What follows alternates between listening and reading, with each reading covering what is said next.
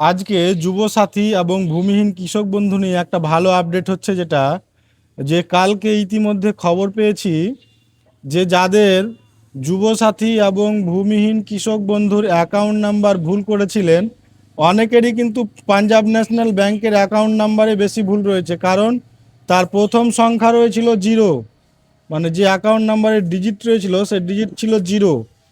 কিন্তু এটার এটার জন্য আর কোথাও দূরে যেতে হবে না, এর সমাধান চলে এসেছে ব্লকেই। অতি সত্বর 18 তারিখের পর থেকে ব্লকেই এর সমাধান হবে। এডিটিংয়ের অপশন দিয়ে দিবে ব্লকে।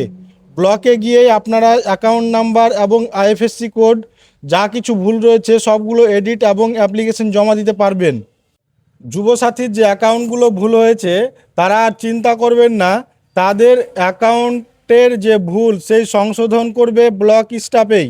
ব্লকেই সেই অ্যাপ্লিকেশন জমা নিবে এবং ব্লক স্টাফেরাই সেই এডিটিংয়ের অপশানে কাজ করবেন।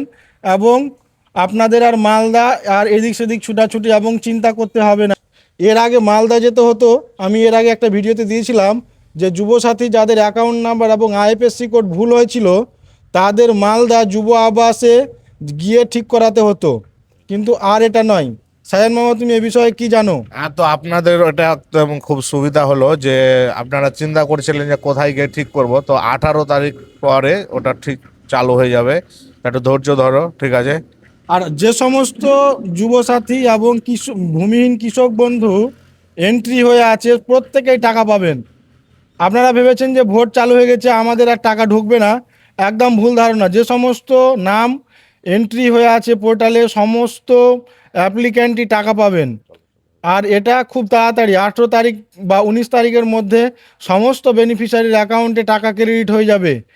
আর অবশ্যই ভিডিওটি শেয়ার করে দিন যাতে সকলে জানতে পারে এবং প্রত্যেকের সমাধান অতি সত্বর হয়, এটাই আমরা আশা রাখছি।